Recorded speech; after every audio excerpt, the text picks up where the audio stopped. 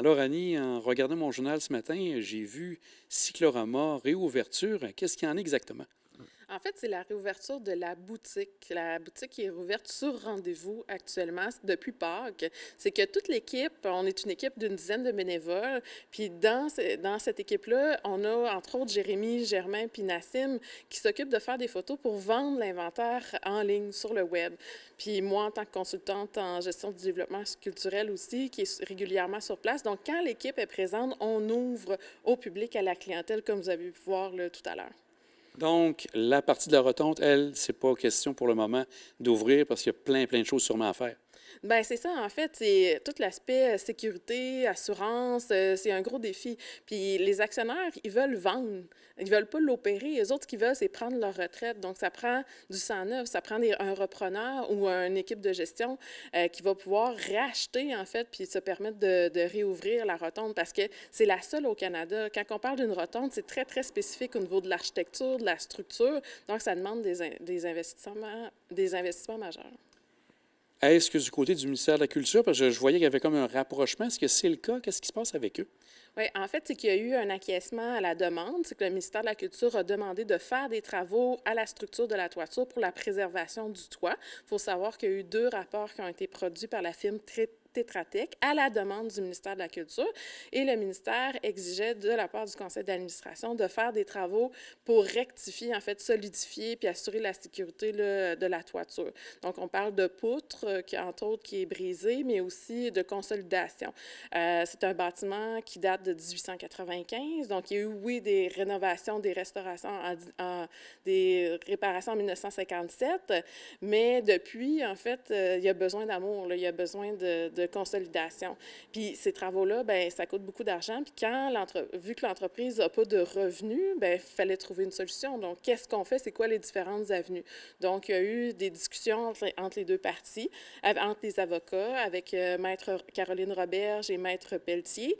Et la seule avenue possible que le conseil d'administration du Cyclorama a trouvée, c'est d'avoir un acquiescement à la demande, c'est-à-dire que le ministère de la Culture va prendre en charge les travaux, va faire les travaux, mais les travaux vont être remboursables. Le prix total des travaux va être remboursable à 100 Donc là, c'est une facture qui est salée.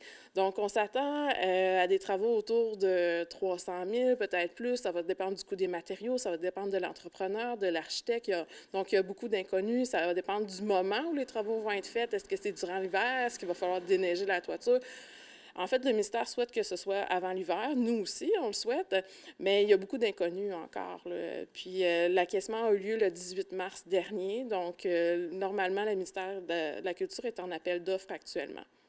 Au niveau des prochaines étapes, à ce moment-là, est-ce qu'il y a des levées de fonds? Est-ce qu'il y a des gens qui sont rejoints pour tenter d'avenir avec votre groupe pour pouvoir vous aider? Oui, tout à fait. En fait, on a parti une levée de fonds sur Give Go, vraiment embryonnaire, pour essayer de voir comment, en fait, c'est une levée de fonds christianisme qui permet d'aller chercher de l'argent, des dons pour la préservation, en fait, du bâtiment.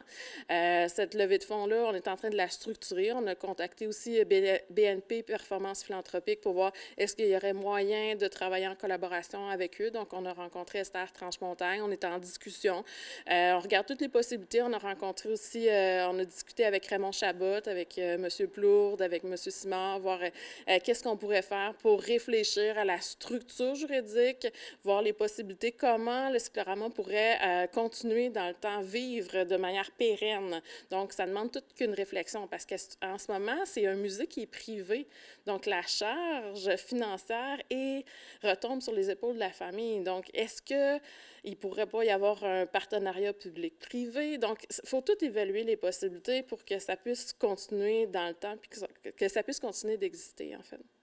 Avec les différentes autorités municipales ici actuellement sur la côte de Beaupré, est-ce qu'il y a des approches qui ont été faites? Est-ce qu'il y a des réponses de ce côté-là? Oui, il y a des approches qui ont été faites. On a été en contact avec Développement Côte-de-Beaupré, Michel Aldenor qui suit de très près le dossier. Donc, on regarde, c'est des enjeux, c'est des investissements majeurs. Donc, oui, on les tient toujours au courant, informés, mais le cyclorama, il faut savoir que c'est un équipement culturel majeur. C'est le seul au Canada. Il n'y a pas d'autre comparatif. Donc, tout ce qu'on fait, c'est spécifique. C'est du sur-mesure C'est tout le l'idée. temps. Oui, c'est ça, c'est du sur-mesure tout le temps.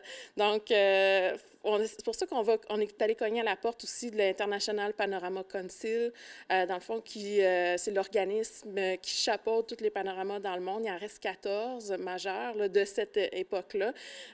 On est en contact avec la vice-présidente qui s'appelle Gabriella Koller. Elle gère, entre autres, le panorama Altötting en Allemagne, qui est aussi une œuvre sur le cyclorama, qui est le Jérusalem, le jour de la crucifixion. Et on a regardé avec elle du côté juridique, c'est quoi la structure. Donc, ils nous ont invités aussi à aller au Luxembourg. Ils font une conférence internationale. Donc, on va chercher de l'information, on regarde des comparatifs de comment ça se passe ailleurs dans le monde pour essayer de trouver des solutions à la situation actuelle. Parce que, justement, s'il y en a d'autres qui ont continué, bien, comment, en fait, ils ont été en mesure de préserver cette œuvre-là, le bâtiment, la structure. Moi, j'y crois. C'est pour ça que je suis là. C'est pour ça qu'on a monté toute une équipe autour. On a même des gens de l'Estrie avec qui on collabore. C'est vraiment varié. Puis on a des discussions régulières pratiquement à tous les jours. Là. Puis on se tient au courant. Puis on essaie de voir qu'est-ce qui est possible de faire. Donc, on voit que derrière des portes qui sont closes actuellement, il y a un travail incroyable qui se fait à l'arrière-scène. Oui, en fait, depuis des mois. Depuis des mois, on continue constamment d'essayer de trouver des idées, de nettoyer, de mettre ça intéressant. C'est comme quand on vend une maison, ben, on ne vendra pas sa maison toute dépareillée. On la rend attrayante, intéressante, puis la rendre aussi un peu...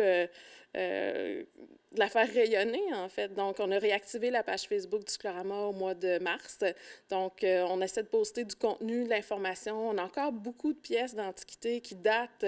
On a les affiches d'époque qui ont été peintes à la main. Il y a encore le cornet du crieur. Donc, il y a encore beaucoup d'éléments intéressants. Puis, ça permet aux gens de comprendre un peu plus qu'est-ce qui se retrouve à l'intérieur du cyclorama, puis c'est quoi son histoire.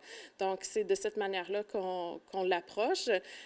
Puis des fois, c'est juste de rafraîchir la peinture, de le rendre plus rayonnant, en fait. C'est ce qu'on fait actuellement.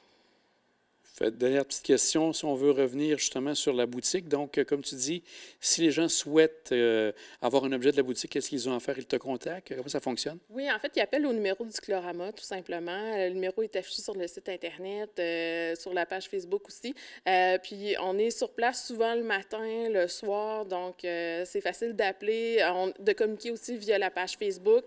Puis là, on est en train de prendre tous les items en photo pour vendre sur Marketplace, sur eBay aussi. Donc, il va y avoir plusieurs manières là, de trouver des items du Cyclorama, puis de nous trouver ici sur place. Annie, c'est une belle initiative. On espère que ça fonctionne puis qu'éventuellement, on ait une réouverture du cyclorama. Bien, merci, Jean. C'est un plaisir. Puis on se tient au courant.